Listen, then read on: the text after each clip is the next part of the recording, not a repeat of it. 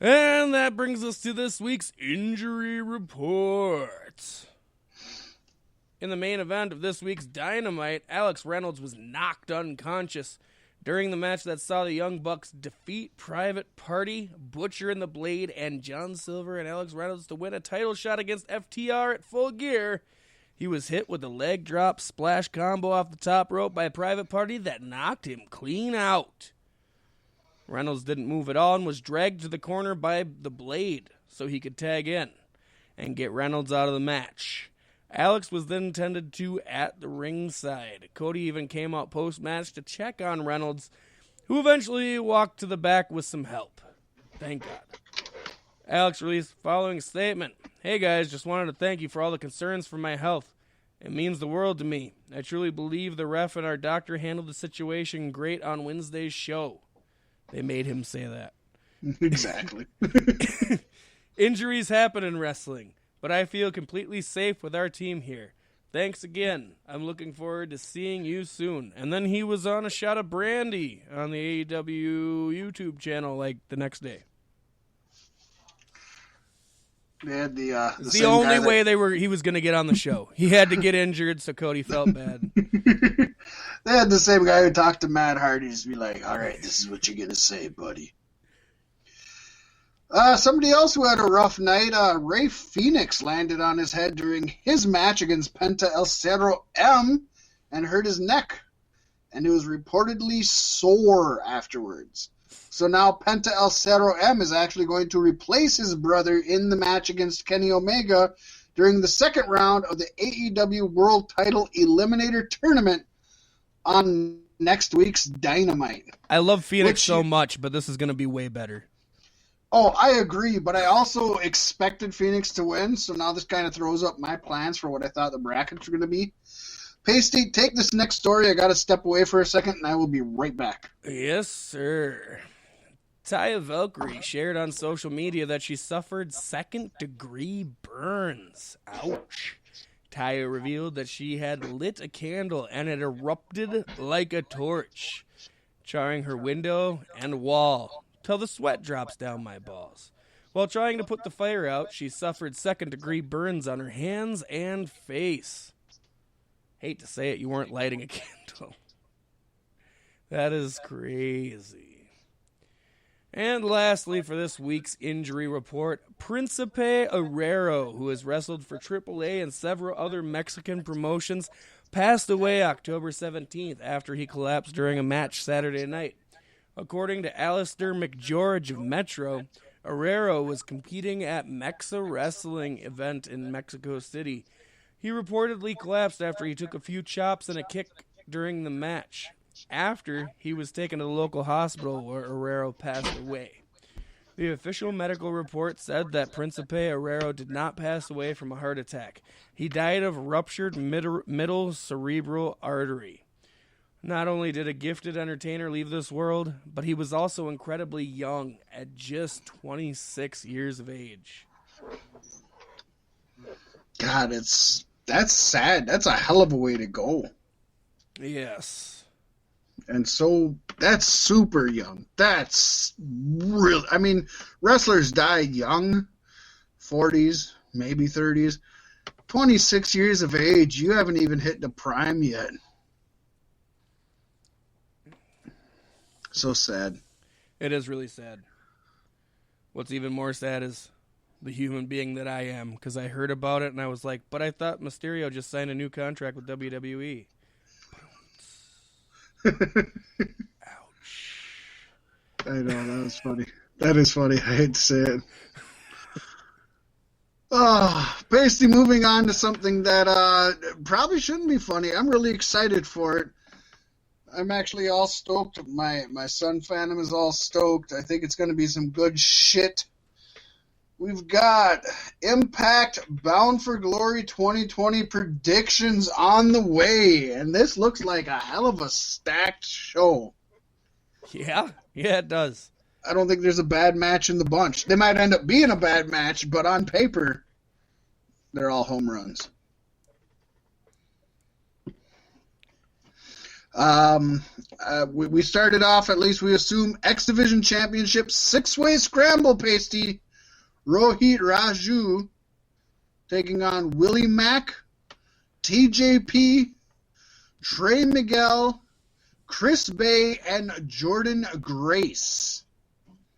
Man, right off the bat, I wanted to pick Jordan Grace, but I hopped TJP, my brother. Yeah, and I still think there's a good chance Jordan could win this. And this especially is a scramble, after this so this is week. consecutive matches, right? So it's like... Yeah, it's one after the other, after the other, after the other. After this week, Jordan Grace looks so fucking good against Rohit. But I'm not a huge Rohit Raju fan, but I think they're sticking with him. And I'm okay with them sticking with him, and I think Jordan... Obviously, he's the last one to come in the match, right? Being the champion. I don't know. They haven't given a lineup. But I will say I think Jordan deserves better than the X Division Championship. I know that sounds shitty, but I wanted either to go for the Women's Championship or the Heavyweight Championship, one or the other. Yeah. So I'm going with, I'm saying Rohit keeps it. All right. It's really hard to count Trey out, too. He's so good. Oh, Trey is... He's the guy I think is going to be a superstar. Like, it might not even be with Impact, I don't know, but God, he's fucking amazing. He deserves so much more. I love Willie Mack. Super love him, but Trey has something that I'm just scared is going to be wasted. Private Party is like the dollar store version of the Rascals. I'm just saying. I love the Rascals.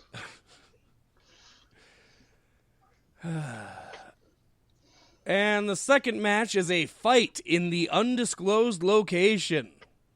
It's in the butt, right?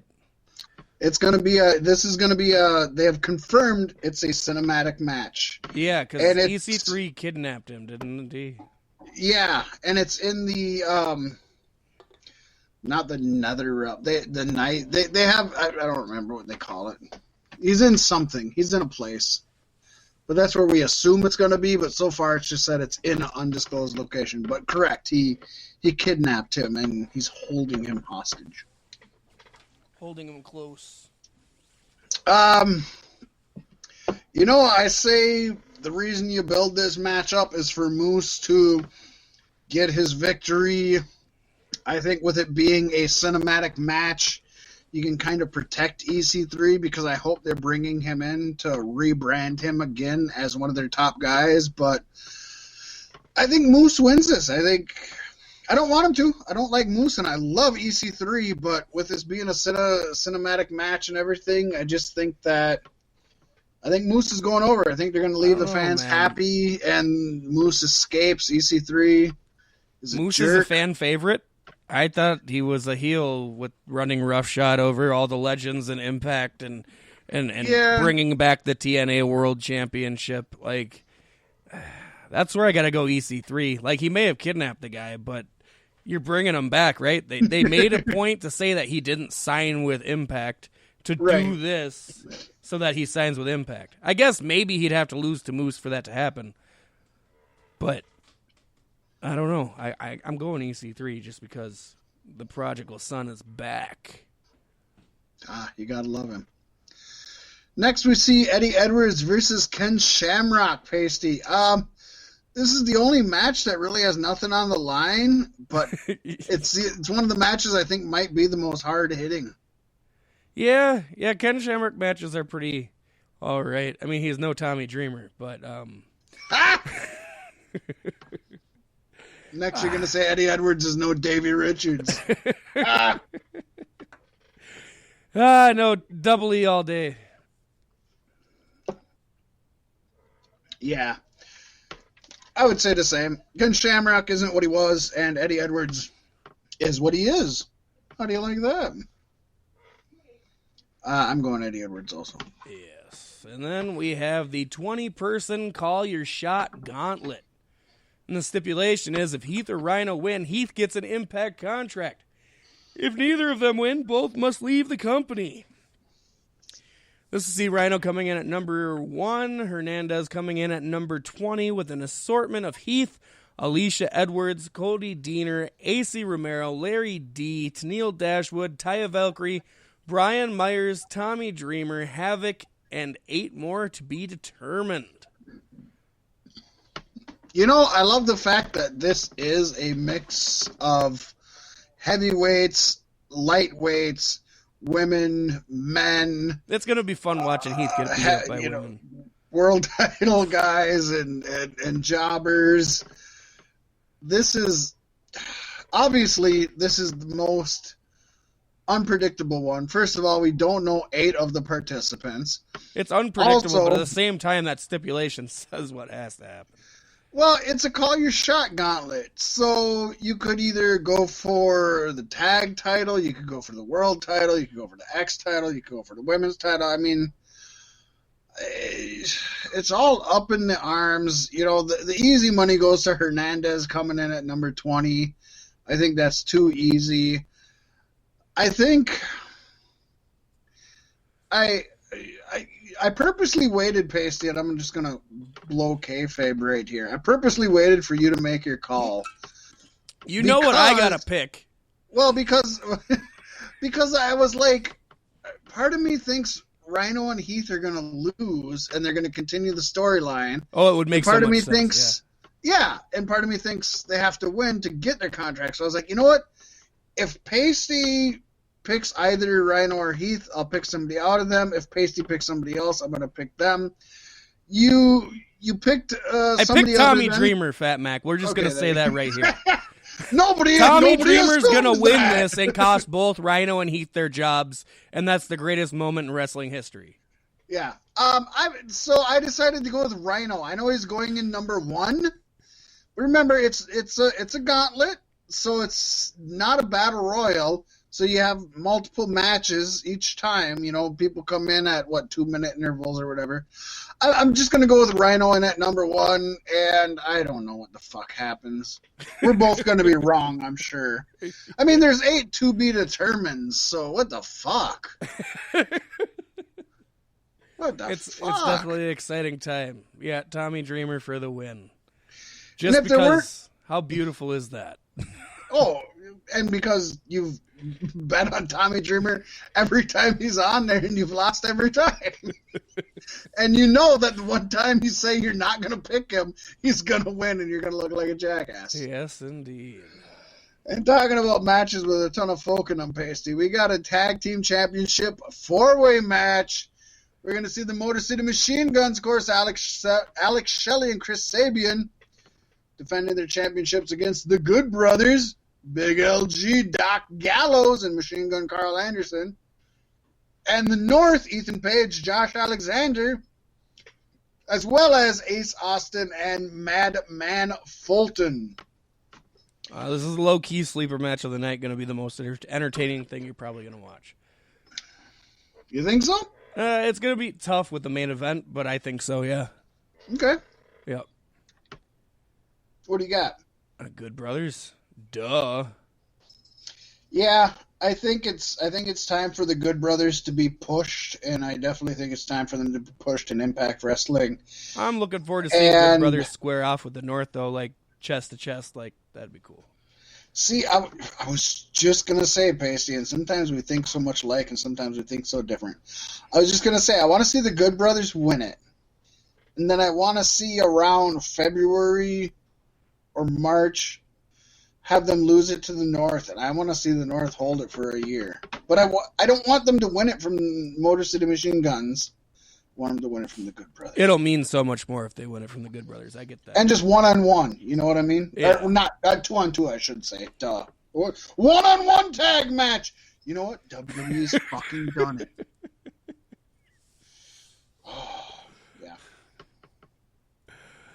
Then we have the Knockouts Championship, seeing Deonna Purrazzo defending her gold against Kylie Ray. Well, Paystee, we just mentioned in the news above that Deonna just signed a contract with Impact Wrestling. why the fuck would part of that not be I keep it for at least the next pay-per-view? Yeah, there's no way she's not winning. I definitely this, was going to pick Kylie, but I did read the news before I got there. So yeah,